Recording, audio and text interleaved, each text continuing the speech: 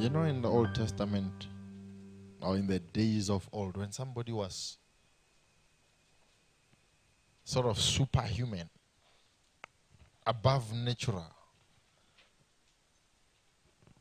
or had some special abilities, he was called a god.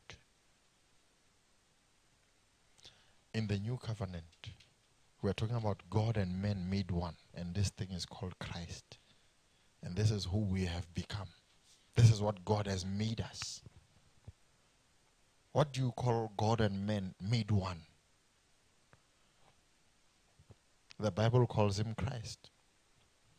Till we all come in the unity of the faith. You see how many faiths there are?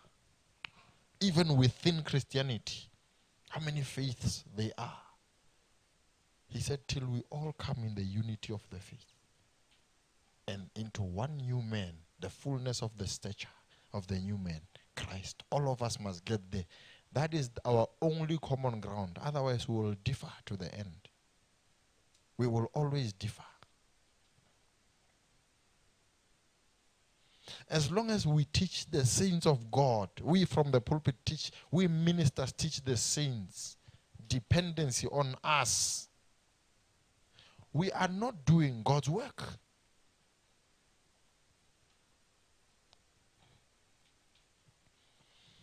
I was so impressed yesterday. I was listening to a testimony of one of the famous ministers around the world. Those who, they were famous, that generation, this generation, and now the next is doing the same thing, meaning the miraculous, letting the word of God do the miracles, mass miracles. And we were having a chat with some of the saints. I said to them, I admire them, but I wouldn't want to be like them. Because when the gospel becomes one-sided, we have a problem. It can serve that purpose, but you see, it's called salvation, soteria, all-inclusive, everything. And that's why sonship must be at the forefront of ministry. The Bible said so. Ephesians chapter 4 says it. It's not me. He said we are here, ministers, for the perfecting of the saints, the maturity of the saints. They must mature. Of course, healing is the children's bread. This is why you don't see many healings here. You were seeing them in the beginning. Remember the beginning? I used to have issues in the beginning. Because here I am, I can pray for an hour. And the saints are bored during intercession. They're waiting, let's sing and have the word and go. And see some miracles and go. Or whatever, healings, deliverance and go. And I used to feel like I'm the only one of my kind back in the day when we were praying. And I want to go on, but I can see people's desire. Let's get past this. We've been praying for too long. And it's just been 15 minutes. Now, it's different. Even an hour is nothing. Intercession an hour, I mean, come on. We just keep going. If we're not limited by time, only God knows what time would leave this place. Remember the sanctuary? Would refuse to go. Because the spirit realm is practical. And remember, there's what we call the negative spirit. As there is positive and negative here in the natural, there is in the spirit too. So I say, I heard something. Not everything you hear is God in the spirit.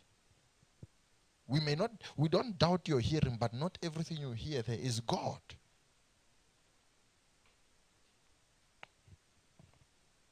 The Bible talks about certain spirits. One of them, the spirit of the power of the air. And you hear a voice. You say, God spoke to me. God's standard is his word. When it leaves the realm of his word, we are not talking about God anymore. We are talking about a questionable being speaking to you.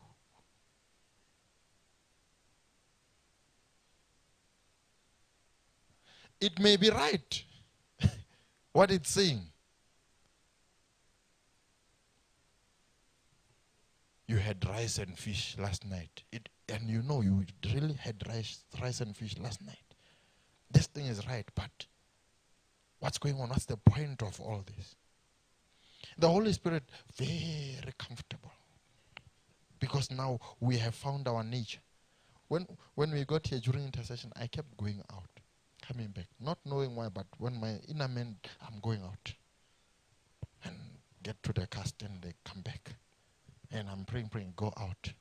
I think I went out like 5 times. Something was not, like there was some kind of disturbance, you understand, in me. So I kept going out. What's going on? And then about the 5th or 6th time when I went out, oh, now I see what's going on. The protesters, everyone. You see, there was a sort of a disturbance in my inner man. That's why I'm like, I don't know what's going on, but I need to get out there. Went out, came back, went out, came back. Because why? This is how unction works. This is how God leads us.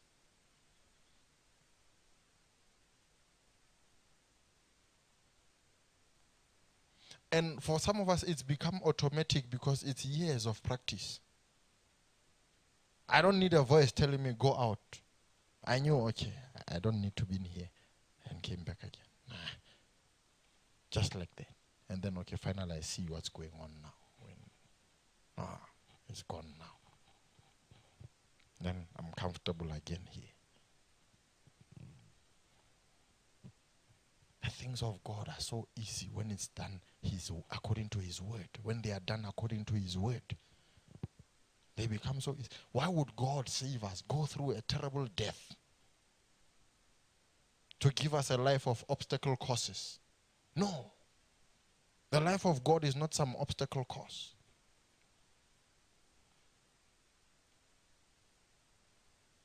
Now I'm finally understanding something about judgment. We were speaking with Dora on our way here. And she asked me some questions. And I said, I never thought about this. I was thinking about it now, a few moments ago. Because I use the atmosphere to my advantage. I mean, this is the atmosphere of the Holy Ghost. I've got questions that buffer my mind. I want to, you understand, bring them, submit them under the atmosphere. More like at the feet of Jesus. And see where God is taking.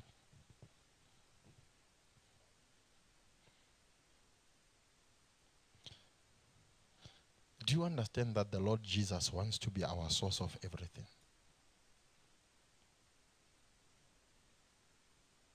As long as you are strong against sin in your own strength, He will destroy your strength. Because He paid the price, not for you to be strong in your own strength.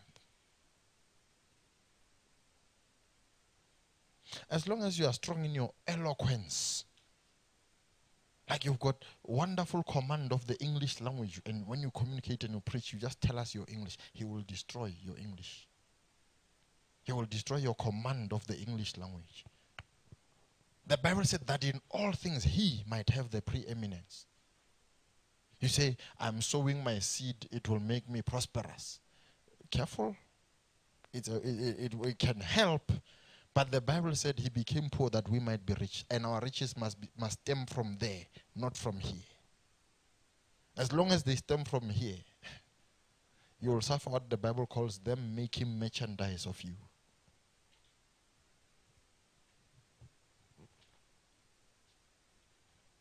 We need to grow up.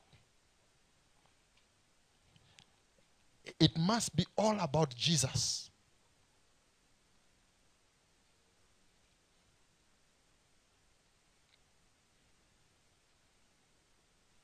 Now, I used to be very strict.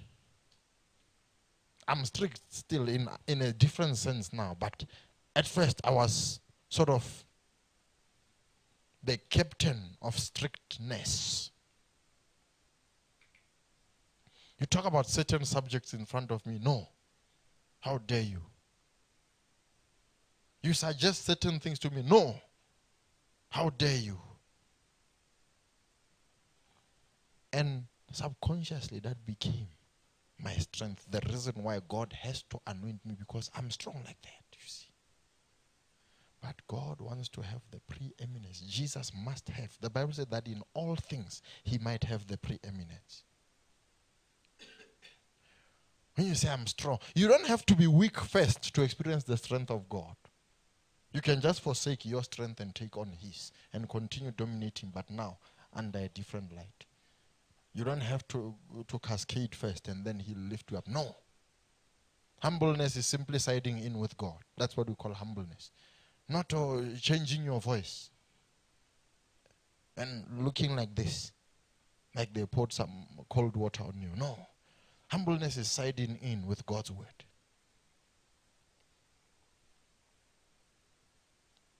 Say, I'm sowing my seed. This is where my prosperity will come from. You will die without knowledge. You will die without knowledge. Don't you understand what a wonderful life he has given us to live? Don't you know that it's an insult to pray and then it's all empty? The realm is empty. When you are praying, it's all empty. It's an insult to God and to God's creation, you. The new man, Christ. You are one with God. It's an insult to have emptiness during prayer. Sometimes our minds get the better of us. Our feelings get the better of us. I was telling Zdul, I said, my feelings sometimes, they make me stop praying. If KG would anger me during the day, and then I try and have my prayer closet later, and then I start getting angry thinking about that. I even leave prayer. I'm angry now. Why? And this is wrong. If that thought, that anger is there, KG made me angry, but now I want to pray and I must put this thing away, and it's refusing to go away from me, take a pen and paper and you write that issue. That's a KG Watina. And you write everything, you tear the paper and you put it aside. Say, I'm coming to this one after prayer. There, stay there. And then now it's you and God, fellowship. That thing is still there, but you put it aside. Simple. But we have to advance. The things of God must go on.